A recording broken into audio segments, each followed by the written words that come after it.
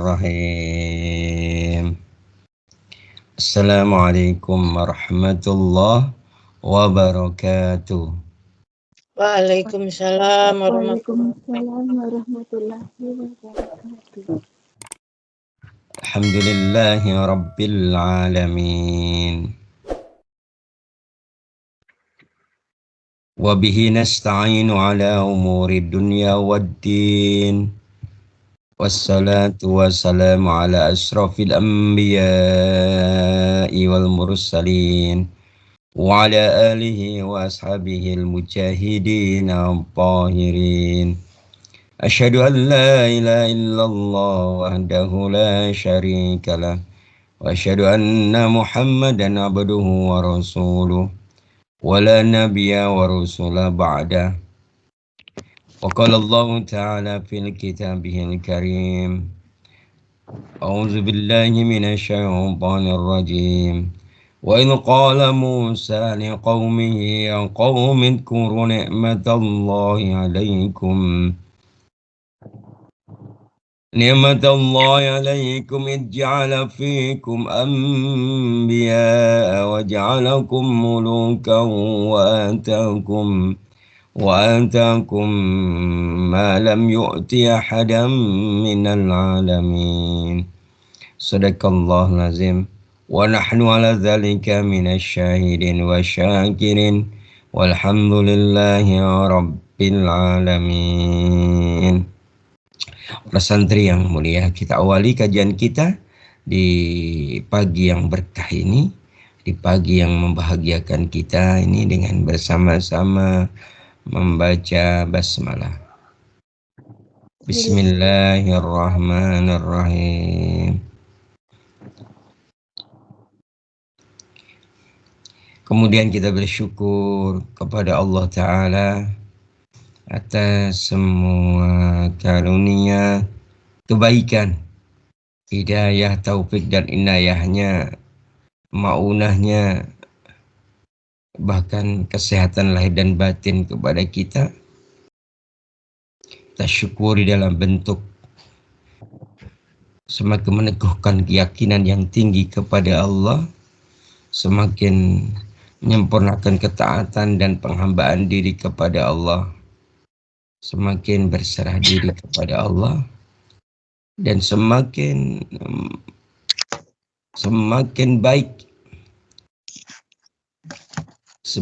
baik yang dimaknai dengan semakin dekat kita kepada Allah,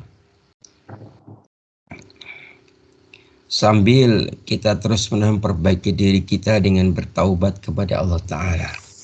Semoga dengan demikian Allah menjadikan kita hamba-hambanya yang tekun dalam kebaikan, hamba-hambanya istiqomah dalam amal soleh. Amin. Hamba-hambanya yang tak pernah berpikir untuk berhenti untuk menjadi baik, berhenti untuk melakukan kebaikan, hingga Allah memutuskan, menetapkan al-yakin, menetapkan ajal kepada kita. Semoga dengan demikian kita terus menjadi orang yang baik, orang yang bisa beramal soleh dan teguh iman kita kepada Allah. Karena di akhir zaman itu di antara fitnah yang paling berat adalah fitnah al-iman. Fitnatul fatanal iman, ya, fitnah iman. Gitu ya. Hadirin para santri yang mulia, kemudian kita bersalat dan salam, semoga Allah limpah curahkan kepada junjungan kita baginda Nabi besar Muhammad sallallahu alaihi wa ala alihi wasallam, dan kepada seluruh pengikutnya hingga akhir zaman nanti. Alhamdulillah, para santri yang mulia, kita sampai mana pelajaran di Sabtu yang lalu?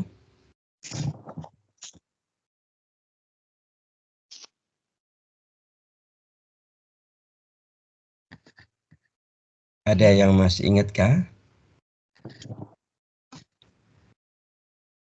Ada yang ada dilihat catatannya? Kita sampai mana? Sifat ridho yang ketiga, tidak ada perlawanan atau menerangkan. tidak melakukan perlawanan. Iya, tidak melakukan perlawanan kepada atau pembangkangan kepada Allah. Sampai mana itu? Surat Al-Maidah ayat 20 sampai 24 sudah kita bahas tentang pembangkangan Bani Israel. Sudah. Oke, baik, kita lanjutkan berarti ya. Hadirin para santri yang mulia. Berarti kita masih bab tentang perbuatan ridho yang berapa ini? Ketiga, yaitu tidak melakukan perlawanan atau pembangkangan kepada Allah. Begitu pentingnya kita memahami bahwa sungguh ya, kalau sebelumnya ya ada istislam, itu yang pertama ya. Bahwa istislam itu berserah diri dengan penuh ketaatan kepada Allah itu begitu penting gitu ya. Kemudian mengikuti semua yang menjadi perintah, semua yang menjadi ketetapan Allah itu begitu penting begitu ya. Sampai akhirnya kita itu bentuknya adalah tidak mengambil hukum selain hukumnya Allah, tidak mengambil pengaturan dari manapun kecuali pengaturan dari Allah Ta'ala. Nah, bentuk sekali lagi bentuk yang lain kalau kemarin kita sudah membahas tentang bagaimana Quran ya bagaimana Quran membahas tentang bentuk perlawanan sebuah kaum gitu ya. Nah, gitu yang sudah kita pahami bersama kemarin gitu ya, bahwa kaum itu kaum yang awalnya sangat disayangi oleh Allah gitu ya. Bahkan para nabi dan para rasul banyak sekali datang dari kalangan mereka gitu ya. Ya, udkuru ni'matallahi alaikum ij'ala fikum anbiya gitu ya. Ingatlah nikmat Allah kepadamu ya, ketika Musa berkata kepada kaumnya, ketika Allah menjadikan di antaramu ya anbiya, para nabi, tapi kemudian mereka justru melakukan perlawanan ya. Justru mereka melakukan kegigihan. Banyak sekali kisah-kisah Bani Israel di mana mereka melawan, tidak hanya mengingkari nabi-nabi Allah utus kepada mereka, tapi juga melakukan makar berupa pembunuhan. Bagaimana Nabi Zakaria, bagaimana Nabi Yahya, bagaimana Nabi Isa, bagaimana nabi-nabi yang diancam, bahkan Harun pun juga diancam mau dibunuh. Kan itu. Nah, di samping itu kita melihat ada bentuk perlawanannya. Kalau itu perlawanan secara apa? Lahir ya, terang-terangan. Ya, terang-terangan. Artinya contoh yang kasat mata yang terlihat gitu ya. Orang yang kalau diperintah nggak mau, itu kan bentuk perlawanan, betul tidak? Ya, betul ya. Oke, baik. Nah, kemudian Nabi Shallallahu Alaihi Wasallam ya dalam Kanzul Ummal, dalam kitab Kanzul Ummal, ada sebuah hadis tentang kalau kita dalam kondisi normal begini, gitu ya. Kalau waktu itu kan Nabi Musa dan Bani Israel memang dalam kondisi apa?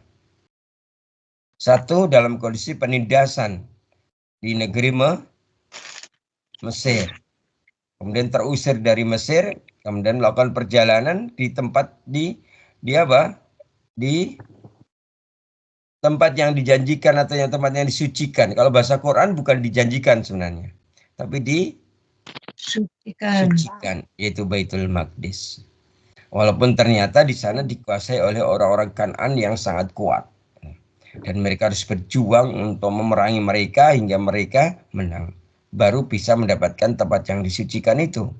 Tapi mereka enggan melakukannya. Gitu ya. Akhirnya Allah menghukum mereka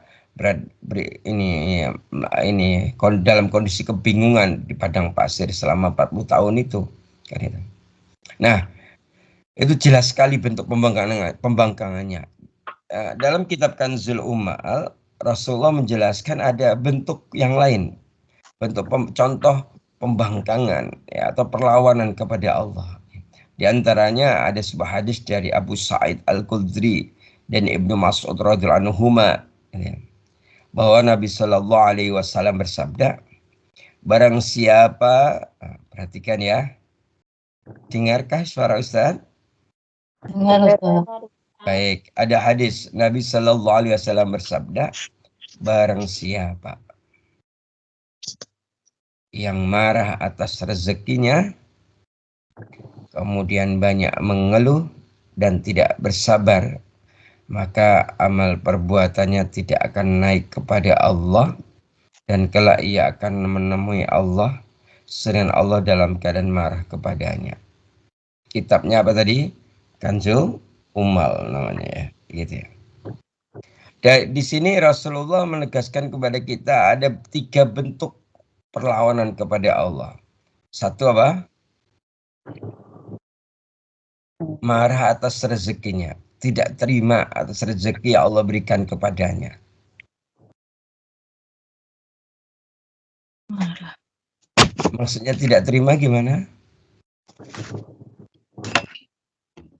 Maksudnya marah kepada rezeki yang Allah berikan kepadanya gimana? Kurang. Tidak bersyukur. Iya, iya.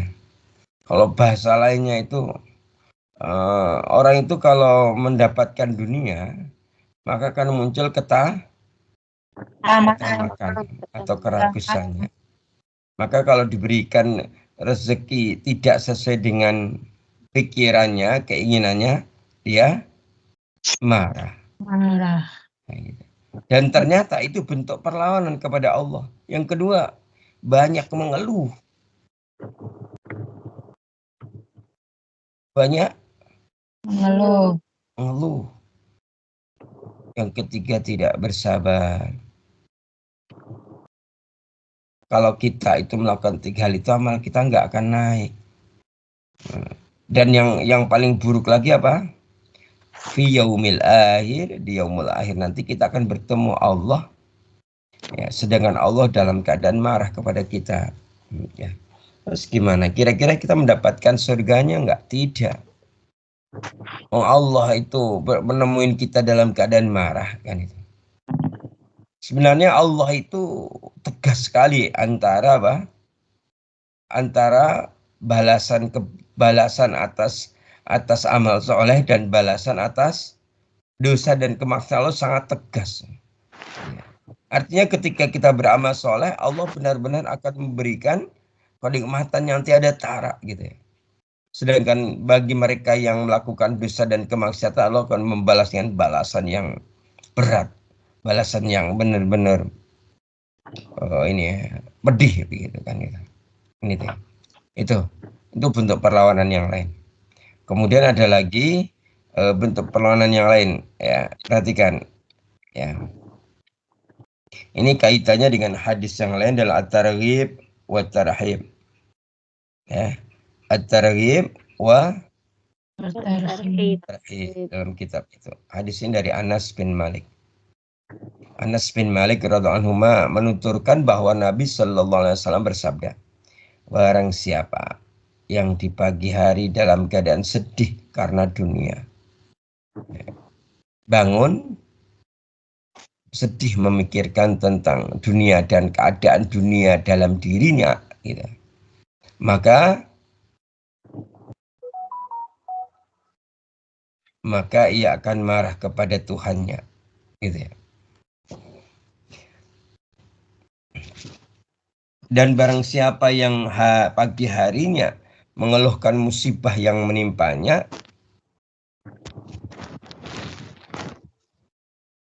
jika ia hanya mengadukan kepada Allah, maka itu ada kebaikan di dalamnya. Tapi barang siapa yang mengeluh di hadapan makhluk, orang kaya, dengan harapan diberi harta, maka Allah marah kepadanya. Nah, ini dalam hadis ini bentuk perlawanan yang lain kepada Allah apa? Sekali lagi nggak terima dengan keadaan dirinya, kaitannya dengan dunia.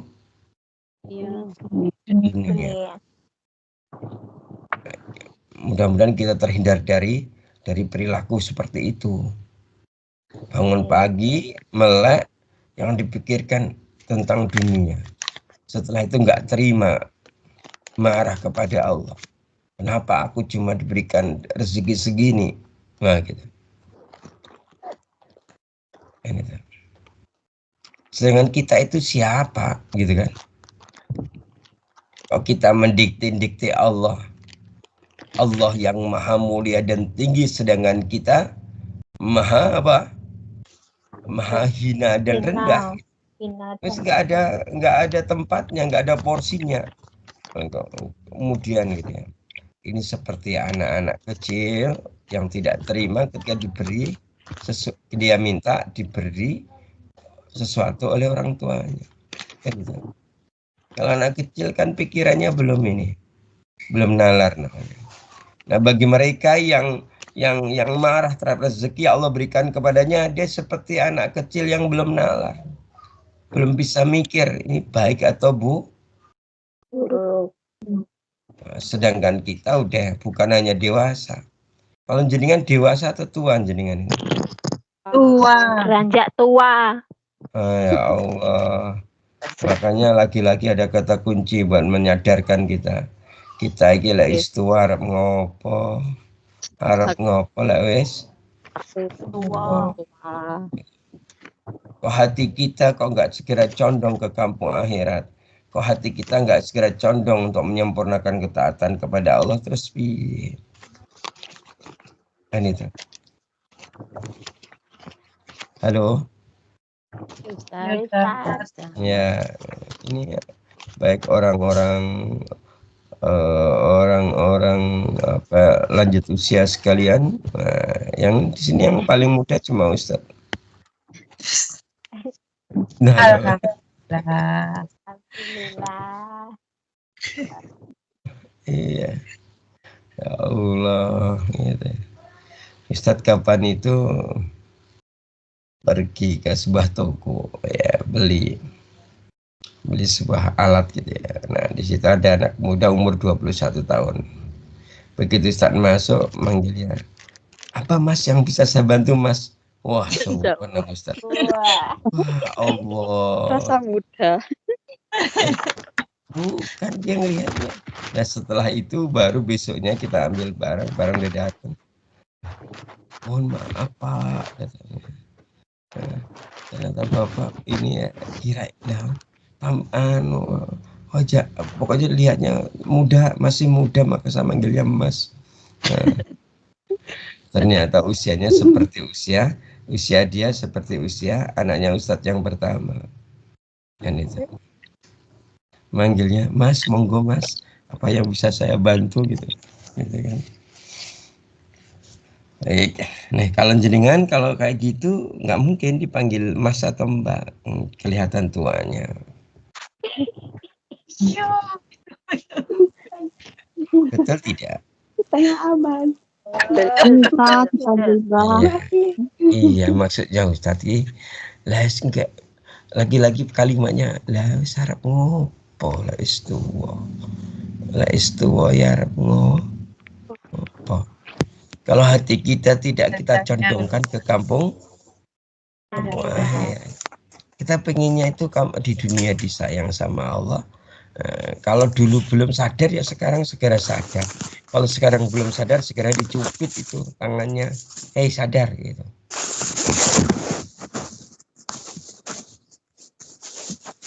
Oke, baik. Ada lagi satu hal pentingnya. Ya, masih dalam kitab kan dan umum ya. Bentar Ustaz, ini ada yang berisik, rusuk ini kan. Oke, coba Ustaz cek. Ya, nanti Ustaz mute ya.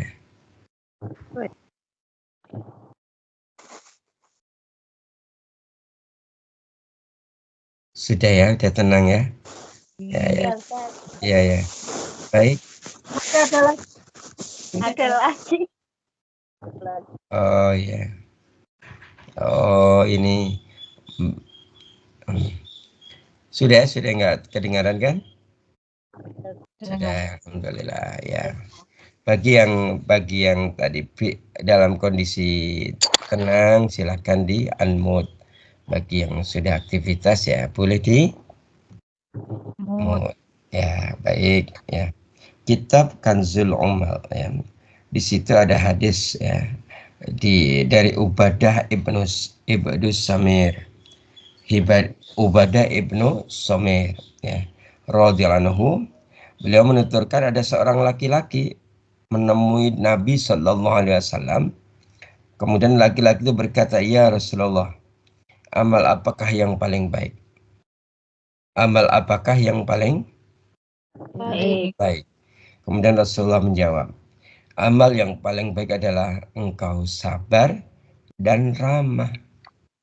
Ramah yang dimaksud baik kepada semua orang. Pertama apa? Sabar. Sabar. Yang kedua? Ramah. Kalau nanti ada pertanyaan, tapi orang lain sering jengkelin itu gimana Ustaz? Tapi perintahnya gimana? Sabar. Sabar dan ramah. Iya. Di situ bentuk amal soleh kita terujinya di situ. Sedangkan perintahnya sabar dan ramah, tapi kadang orang lain itu seenaknya iya, seenaknya sendiri kan itu. Kemudian laki-laki itu setelah dikasih tahu bahwa amal yang paling baik adalah kau sabar dan ramah gitu ya. Kemudian dia bertanya lagi, aku ingin yang lebih baik dari itu begitu. Laki-laki itu bertanya, ya Rasulullah, aku ingin ada yang lebih baik dari itu, ada enggak gitu. Kemudian Rasulullah menjawab, nah jawabannya ini tegas sekali Rasulullah. Bagaimana jawab Rasulullah? Ketika lagi-lagi mengatakan, ya Rasulullah, apakah ada yang lebih baik dari itu? Atau ya Rasulullah, aku ingin yang lebih baik dari itu. Dia menganggap sabar dan ramah itu masih kurang baik. Dia pengen cari ya, ada yang lebih baik dari itu. Kan itu. Kemudian ketika laki-laki itu mengatakan, aku ingin yang lebih baik dari itu, maka Rasulullah menjawab, gimana jawabannya?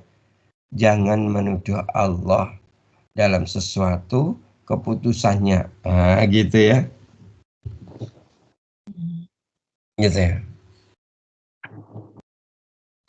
Jadi ketika Allah memutuskan, oh yang mal baik itu kamu sabar, kamu ramah. Dan hari ini itu mulai ada krisis itu. Krisis sabar dan orang itu ramah itu sulit sekarang. Tahu nggak ramah itu kalau di kampung bahasanya apa? Rapia. Sopo-sopo disapa. Monggo Ustaz. Gitu ya. Monggo Ustaz pernah itu. Umi lagi nyapu depan disapa. Monggo Bu Ustaz. Gitu ya.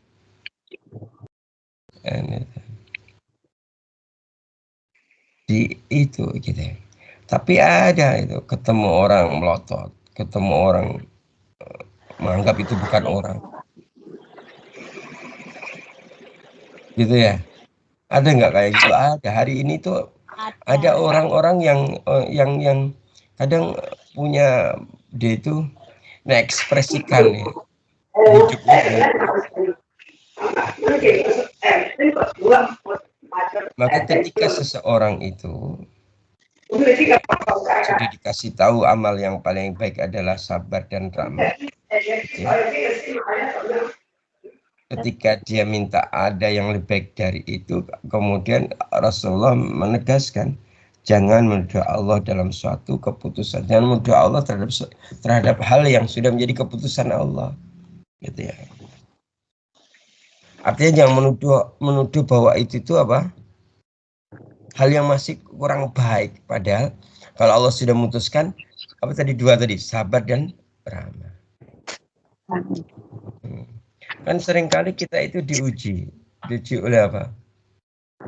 Diuji Allah melalui ada orang datang kepada kita dan tidak itu perilaku buruk sama kita. Gitu ya. Kita kan nggak tahu tingkat kesabaran kita kalau nggak diuji seperti itu. Betul tidak? Betul. Kita menganggap diri kita sudah paling sabar, tapi begitu Allah uji dengan Allah datangkan orang yang temperamen, orang yang jengkelin, orang yang lisannya itu kalau ngomong itu lebih tajam daripada mata pedang, Mata pedang. sehingga kalau ngomong itu seolah mengiris-iris hati ini. Gitu. Wah. Nah, disitulah kita diuji kesabaran kita. Oke, itu ya. Jadi dari 3 hadis ini kita udah tahu, udah paham sekarang bahwa bentuk perlawanan itu salah satunya itu, dan itu harus Hindari. Kita nggak boleh kan gitu kan. Bahkan seringkali kita nggak sadar kita mencela apa? Mencela Orang tersebut. Dan Allah. bukan. Orang sudah selesai. Tadi ya, udah ya. Mencela Sabar dan rahmat keputusan dulu. dari Allah. Misalnya jenengan sekarang di Hong Kong apa? Panas atau dingin? Panas. Mulai musim panas. Kadang kita nggak sadar mencela panas. Panas banget sih. Ya Allah, panas rere. Gitu. Ntar kalau musim dingin. Dingin banget.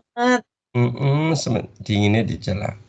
Ketika angin bertiup keras, kita mencela angin. Anginnya nggak bertiup, nggak ada angin ini. Gimana sih? Ya gitu ya. Pokoknya dia itu keadaan alam semesta ini semua bagi dirinya tidak apa? Ya tidak cocok dengan hatinya. Ada yang disyukuri. Panas yo teriak-teriak, ngeluh, dingin yo ngeluh, ada angin kenceng, nggak ada angin, ngeluh, kayak gitu. Nah itu ternyata itu bentuk perlawanan. Apa ada dalilnya? Ada dalilnya dalam sebuah hadis. Ini dalam Riyadhus Shalihin ya. Ayo kita lihat ya. Kita dengarkan dan resapi bersama ya. Ini yang kadang dilakukan tapi tidak disadari. Tapi itu ternyata bentuk apa? Bentuk perlawanan kepada Allah. Jadi hadis ini dari Abu Al-Muzir Ubay bin Ka'ab radhiyallahu ya. Berkata bahwa Rasulullah sallallahu alaihi wasallam bersabda. Begini sabdanya. Janganlah mencela angin. Jika kalian melihat sesuatu yang tidak kalian sukai, maka katakanlah. Ya, ini Rasulullah ngajarin kepada kita. Kalau ada angin yang gimana, atau tadi misal keadaan cuaca seperti apa, jangan mencelanya. Tetapi katakanlah. Sudah mengatakan apa? Ya Allah, sesungguhnya kami memohon kepadamu kebaikan angin ini. Berarti kalau panas gimana ngomongnya? Ya Allah, sesungguhnya kami mohon kepadamu kebaikan panas ini, kebaikan dingin ini. Pokoknya cuaca kayak apapun kita ngomong ya Allah, sesungguhnya kami mohon kebaikan atas apa? Gitu. Misalnya hujan deras banget. Gitu. Kita ngomongnya gini. Suwe ora udan panas ram.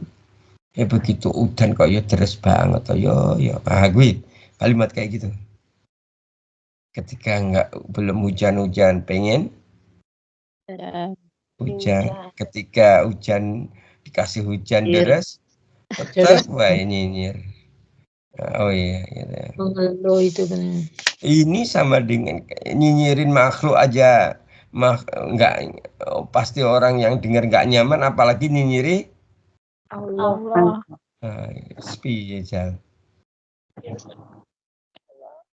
Ya Allah, gitu. Maka ketika janganlah kau mencela angin.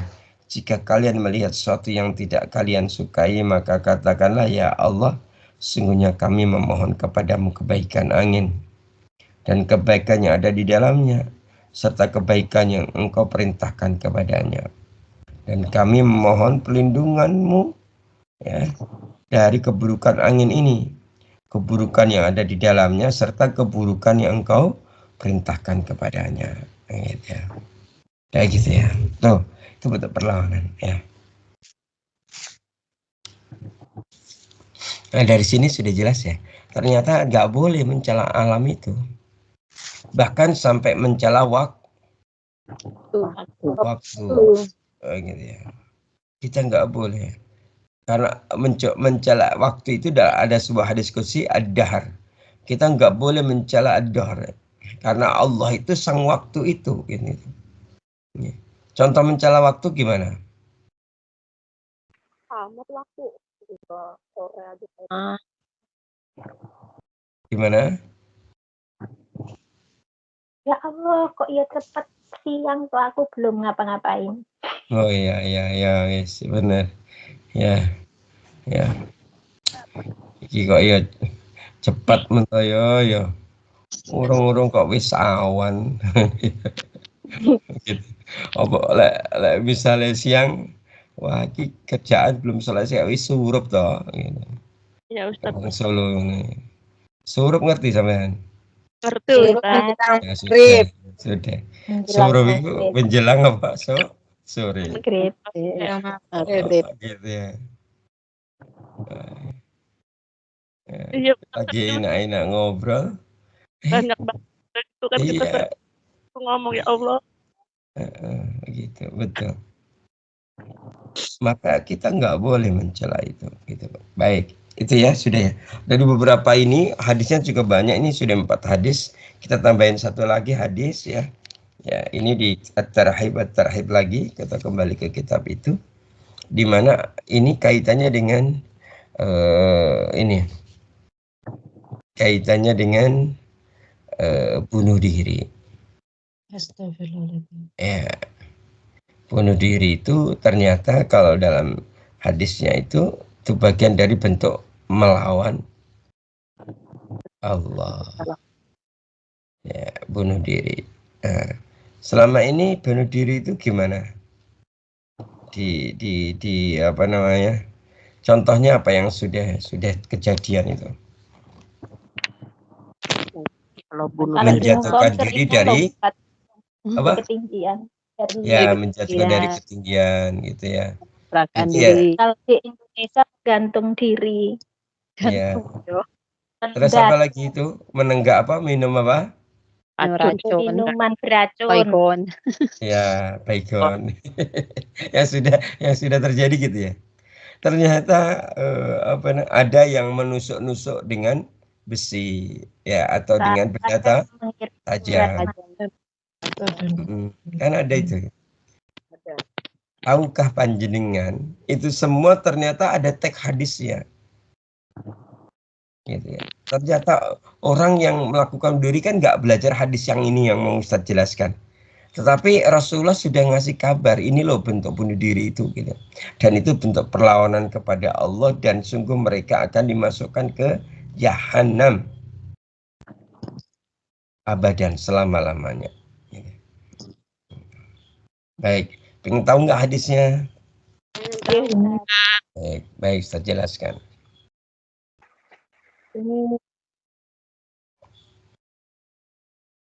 Hadis ini dari Abu Hurairah radhiyallahu anhu. Beliau berkata bahwa Rasulullah sallallahu alaihi wasallam bersabda, barang siapa yang menjatuhkan dirinya dari atas gunung untuk bunuh diri dan kemudian mati, maka ia di neraka jahanam. Kemudian dia tenggelam di neraka jahanam selama-lamanya. Ini pertama, menjatuhkan diri dari gunung. Atau bahasa lainnya kalau konteks orang HK gimana? Tadi Dari lantai yang tinggi. dari lantai 11, lantai 10, lantai 3 gitu ya. Lantai 3 nggak mati. Oh iya, lantai 3 nggak mati ya. Lantai berapa yang mati itu? Kurang tinggi. 30. Oh iya, soalnya kalau di hadis itu diistilahkannya gunung. Gunung itu tinggi berarti ya. Kalau di flat ya, kalau masuk kategori tinggi itu lantai berapa? 30 ke atas. Yang sudah ada kejadian itu lompat dari lantai 24 tempat saya ada. 24 Yang ya, benar. ya lumayan tinggi ya.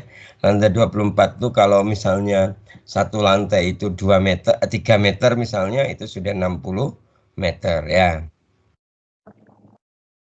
Ya sekitar itu. Nah, jatuhin orang, yang dijatuhin mati juga.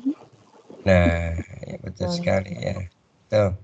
Jadi ada itu bentuk perlawanan kepada Allah. Dan ini coba bayangin, kalau dia menjatuhkan diri dari lantai 24 atau 30, wah sudah melayang-layang, dia tertepa apapun, dia menimpa apapun gitu kan, nyampe bawah ternyata belum mati Nuswi.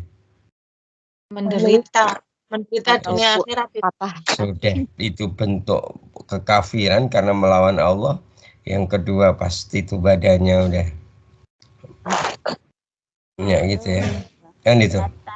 Menderita dunia akhirat. Maka sudah sangat jelas di sini, barang siapa kata Nabi Shallallahu Alaihi Wasallam, barang siapa menjatuhkan dirinya dari atas gunung ya, untuk bunuh diri dan kemudian mati, maka ia akan di neraka jahanam, tenggelam di sana selama-lamanya. Kemudian selanjutnya Rasulullah bersabda lagi, barang siapa minum racun. Nah ini ada hadisnya ternyata. Barang siapa yang minum racun ya untuk bunuh diri ya, lalu mati, maka ia di neraka jahanam sambil terus-menerus menenggak racun di neraka jahanam selama-lamanya. Yang ketiga, barang siapa yang membunuh dirinya dengan besi, berarti apa? Menusuk dirinya dengan pisau atau dengan benda tajam lainnya. Ya. Nah, ini kan seperti yang dilakukan oleh yang dianggap kemuliaan di Jepang misalnya. Dengan harakirinya, mati dalam posisi terhormat, padahal itu bunuh diri. Maka diistilah sekali, barang siapa yang bunuh dirinya dengan besi, maka ia di neraka jahanam selamanya sambil terus menusukkan besi ke dalam tubuhnya. Ya, gitu. Nah, gitu ya. Ya Allah, ini sudah ada 5 hadis yang Ustaz bacakan ya. Dan ini semua adalah contoh bentuk perlawanan pada Allah. Mulai dari marah terhadap rezekinya Allah, banyak mengeluh dan tidak bersabar, gitu ya. Yang ini menyebabkan amal tidak terangkat ke langit dan Allah akan menemuinya di hari kiamat dalam kesempatannya. Yang kedua, kalau di pagi hari bangun dalam keadaan sedih karena mikirin dunia, maka Allah akan marah kepadanya, gitu ya. Kemudian ketika pagi itu dia mendapatkan musibah, kemudian kok dia itu mengeluh kepada makhluk, itu ya, maka Allah juga marah kepadanya. Hadis ketiga ada bahwa di antara amal yang baik itu adalah sabar dan ramah. Kalau sudah di sini, kalau hadis ketiga ini menegaskan kepada kita, kalau Allah sudah membuat Allah dan Rasulnya sudah menetapkan, ya ojo minta-minta yang lain. Ya langsung kita mendengar, kita tak. Allah masih tahu melalui Rasulnya amal yang terbaik itu sabar, ya bersabar dan ramah. Maka ketika laki-laki itu yang datang ke Rasulullah dan mengatakan, aku ingin yang lebih baik dari itu, ngomong yang lebih baik dari itu, itu membuat Allah marah kepadanya. Kemudian hadis yang lain ada tentang apa? Tidak boleh mencela angin, mencela hujan, ya, mencela panas, mencela dingin. Maka keadaan apapun kita itu bagaimana kita tuh nyaman. Gitu ya. Ya. Tidak apa-apa mengeluh, ada angin mengeluh, Hujan. sumuk menrek-rek, gitu ya. Enggak ada angin ngeluh. Musuh anginnya kenceng, ngeluh lagi. Itu ada nggak sih kayak gitu tuh? Ada.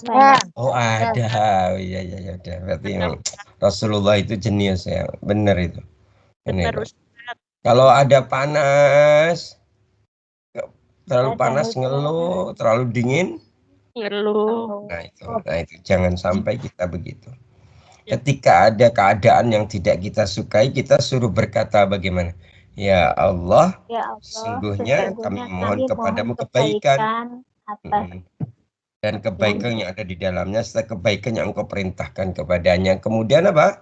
Mohon Perlindungan dari keburukan keadaan itu, baik keburukan yang ada di dalamnya serta keburukan yang engkau perintahkan kepadanya gitu.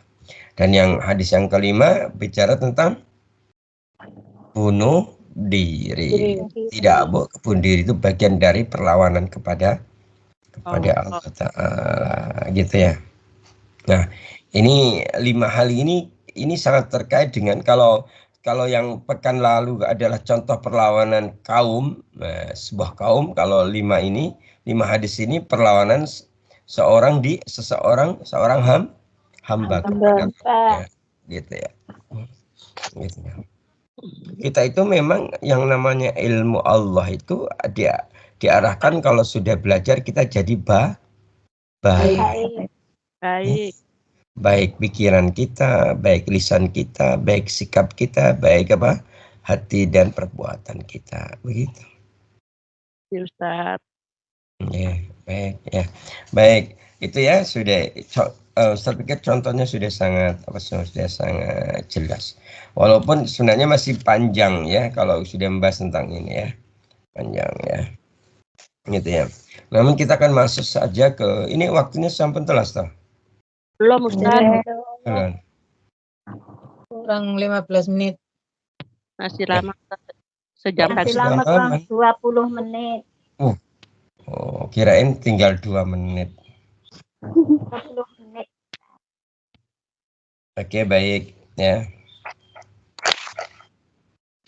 Kemudian kita masuk ke perbuatan ridha yang keempat.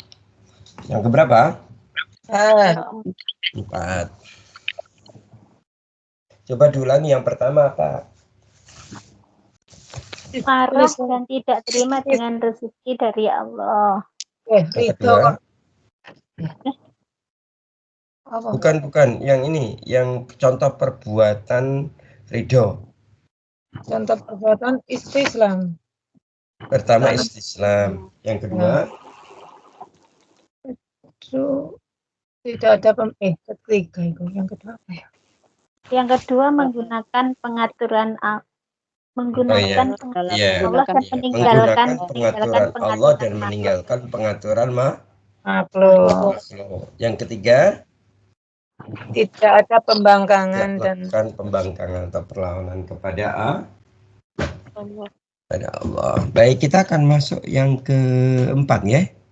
Ya, keempat. Kalau memang waktunya masih kita masuk yang keempat. Apa itu keempat? Yaitu ini. Ini penting ya, penting. Karena yang keempat ini kadang bisa tidak disadari, bisa tidak diketahui. Nah, gitu ya. Tapi dilakukan gitu. Tidak diketahui kalau itu buruk tapi dilakukan gitu ya. Apa itu yang keempat? Perbuatan ridho keempat adalah kita tidak mengangankan apa yang diluputkan.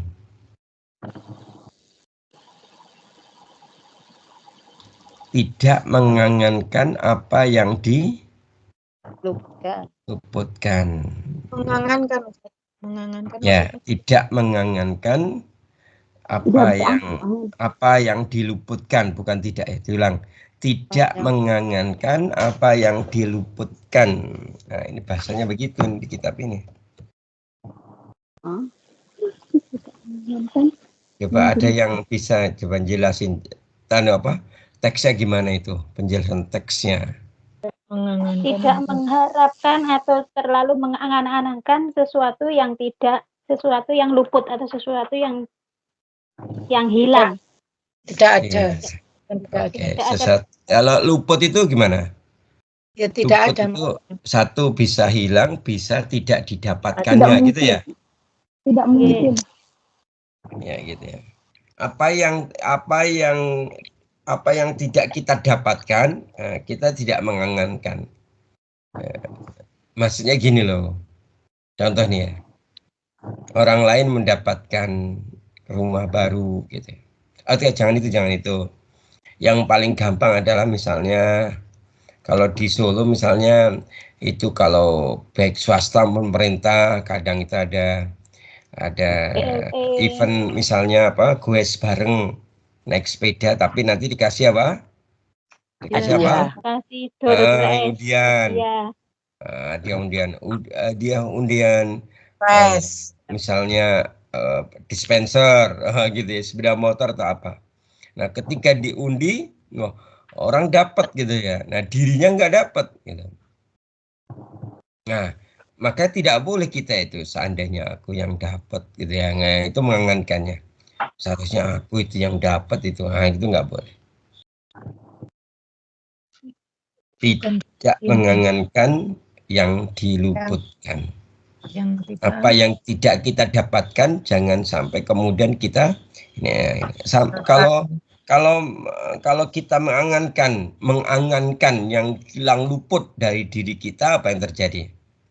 Pasti ada Kedengkian. ada iri, ada iri, ada dengki. Kalau orang Jawa bilang apa? Srei. Apalagi? Ire. Ya, iya, betul. Ya, bahasa orang Jawa Klaten kan sire. Oh, betul ya. Ya, sirik, ya betul. Pokoknya apa yang diberikan, misalnya kita kok melihat orang lain kok mendapatkan sesuatu yang kita nggak mendapatkannya, janganlah kita ini iri hati, itu yang sebenarnya. Berarti kalau kita gitu ya. Kan kalau bicara iri hati itu kan begitu ya. Orang itu kalau sukanya dengki, iri hati itu kalau tetangga dapat apa gitu ya. Misalnya dapat hadiah cabutan sepeda federal, ya, sepeda olahraga. Dia sudah pusing. Kok nggak dapat ya gitu. Tangganya beli motor tambah berat itu ininya pusingnya. Tangganya beli mobil pingsan. Masuk rumah sakit. Maka kalau hari ini jenengan mirsani teman-teman jenengan iya, nah maksudnya gitu. Itu bakal ada loh yang kayak gitu. Ada. Ustaz. Banyak Ustaz. Lain gitu ya. Ada orang Allah kasih hadiah apa adalah Allah itu kasih karunia kepada seorang hamba. Ternyata ya dia nggak dikasih sama Allah. Itu dia sudah tadi pikirannya sudah ini. Baik, ayo kita bahas dalilnya ya. Dalilnya kita bahas, yaitu dalilnya surat wanita. Surat apa itu? An-Nisa ayat yang ke-32. Monggo dibuka semua. Kemudian di bawah salah satu yang lainnya menyimak. Ayat 32 Ustaz. Ya, enggak. Kedua.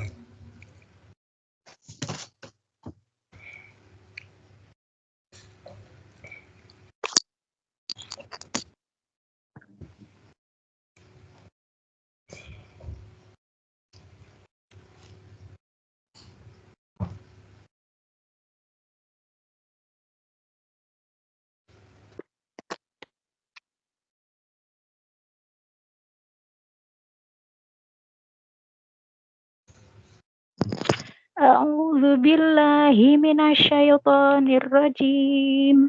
Bismillahirrahmanirrahim. Wala tatamannaw ma faddalallahu bihi ba'dakum ala ba'd. Lirrijali nasibum mimma iktasabu walin nisa'i nasibum mimma iktasabna was'alullaha min fadlih innallaha kana bikulli syai'in alim. Artinya, dan janganlah kamu iri hati terhadap karunia yang telah dilebihkan Allah kepada sebagian kamu atas sebagian yang lain. Karena bagi laki-laki ada bagian dari apa yang mereka usahakan, dan bagi perempuan pun ada bagian dari apa yang mereka usahakan. Mohonlah kepada Allah sebagian dari karunia-Nya. Sungguh Allah Maha mengetahui segala sesuatu. Allahumma rahamna bil Quran. Allahumma bil Quran, ya, Masya Allah, tabarakallah. Sudah sangat jelas ya para santri sekalian di sini ya. Di sini kalimatnya sebenarnya kalau iri hati atau dengki itu hasad ya. Hasad. Tapi di sini Rasulullah Allah menggunakan bahasa tatamannau. Gitu ya. Tatamannau ya. Nah, tatamannau itu lebih dekat dengan orang yang berangan-angan sambil tidak nyaman hatinya ketika orang lain mendapatkan karunia dari Allah. Dia berangan-angan itu berarti angan-angan itu berarti mikir. Kenapa dia ya yang dapat itu ya? Nah, pasti nggak aku. Kayaknya aku lebih pinter deh dari dia. Gitu ya, kayak gitu. Kayaknya aku lebih baik dari dia. Kalau cantik ya lebih cantik lah. Sorry ya, beda lah. Nah, gitu saya. Udah sampai kayak gitu-gitu pokoknya. Itu namanya apa? Tatamannau. Ya. Tatamannau itu bentuk dengki. Soal bentuk kedengkian itu tatamannau. Dan ini namanya apa? Hasad hakiki. Dengki yang sebenar-benarnya. Yang kedua, di situ ada mufradat kata apa? Nasibun atau nasib. Lirijali nasibun mimmaktasabu walin nisa'i nasibum mimmaktasabna, gitu ya. Nah, kata nasib. Selama ini kita sekali lagi ini udah pernah saya sampaikan. Kadang kita kurang pas ngomong tentang nasib. Kadang orang ngeluh nasib kok yang ini saya ya gitu ya, nggak pas. Padahal nasib itu bahasa Quran. Nah, di sini artinya apa dalam teks bahasanya?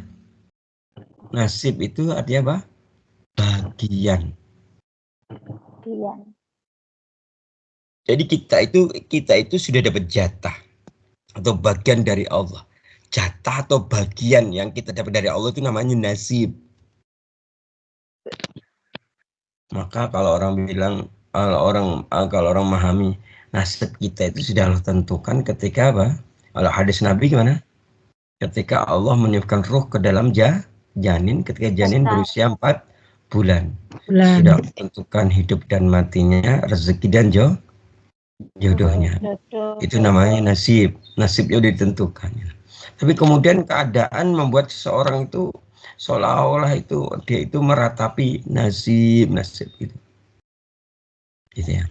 Padahal di sini jelas. Gimana jelasnya?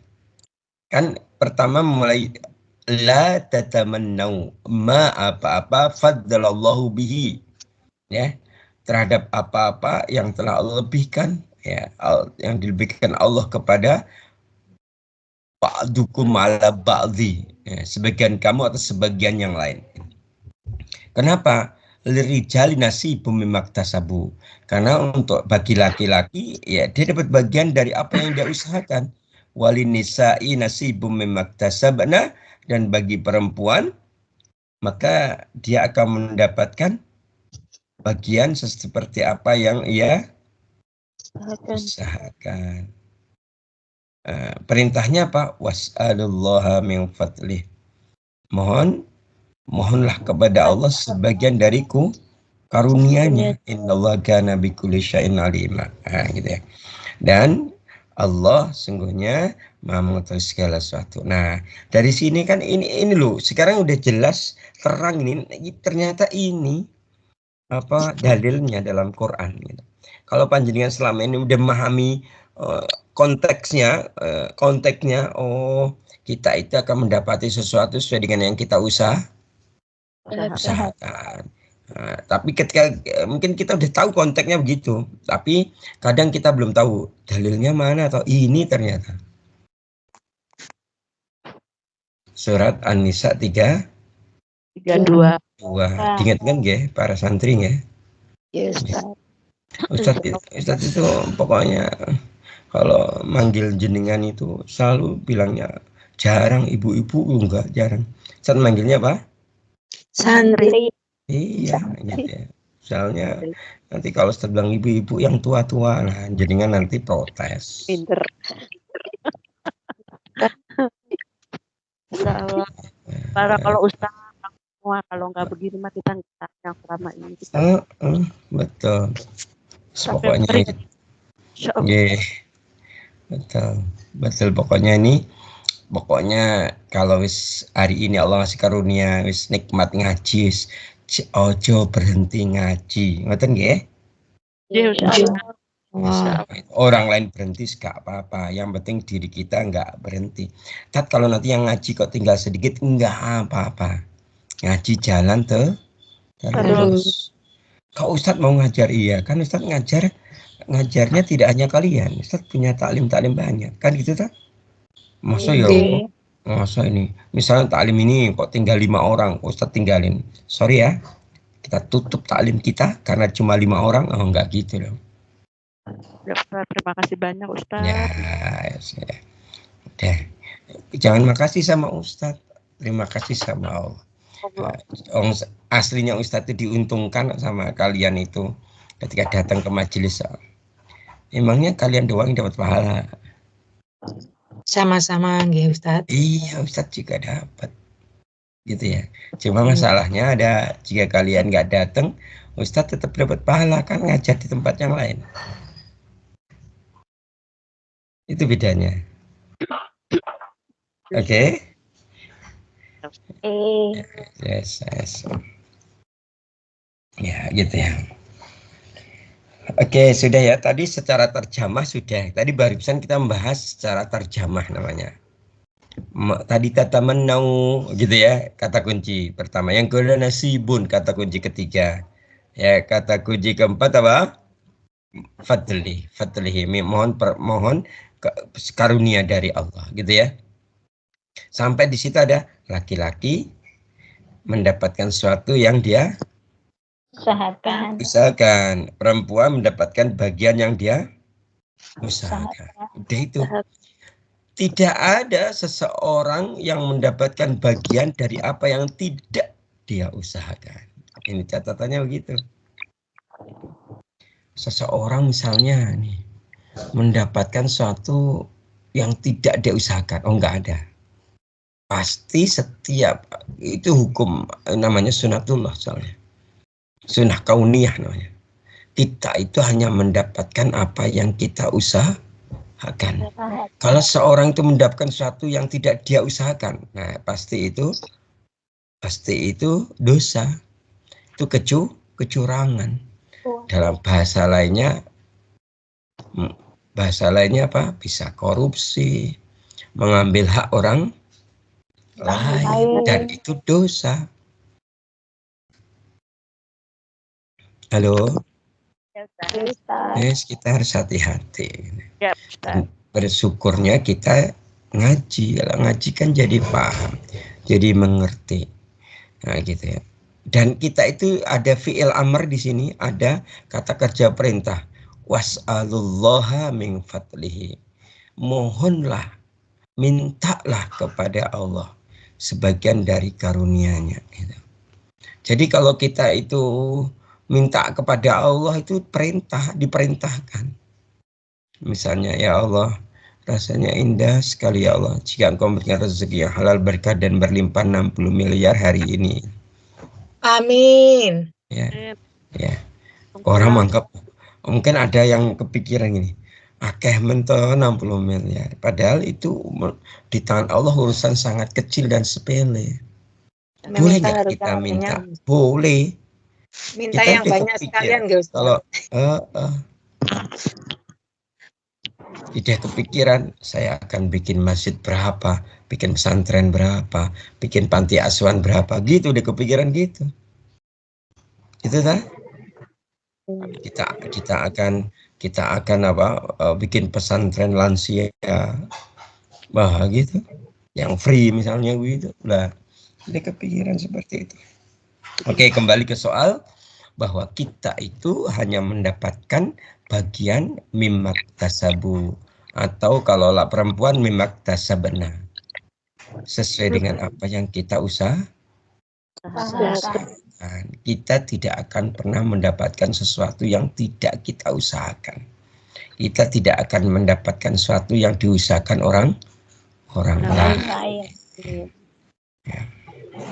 Kalau di perusahaan kadang dapat, iya, berarti kalau dapat berarti kita ada andil, ada kontribusi, ada peran yang kita lakukan di situ, kan gitu kan. Nah, gitu ya. Kalau kita nggak pernah ada peran, nggak ada kondisi tiba dapat, nah berarti nggak mungkin gitu. Kalau dapat berarti kita melakukan maksiat itu, mengambil hak orang lain. Paham gak ya? Insyaallah. Nah, bagaimana penjelasan dari para ulama tafsir surat An-Nisa ayat 32? Silakan ikuti setelah yang satu ini.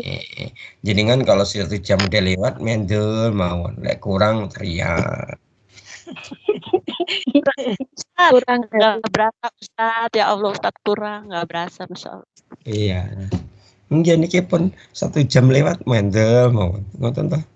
Mbok Ustaz, waktunya habis ya, ngoten lho. Gak sopan Ustaz. Yeah. Nggak berasa Ustaz, larut dalam pembicaraan, jadi yang kita nggak tahu semua, tahu dari sini ilmunya kita didapat. Yang banyak kita tahu sekarang, alhamdulillah semua tahu. Alhamdulillah. Semoga hidup kita tambah berkah. Insyaallah. Amin.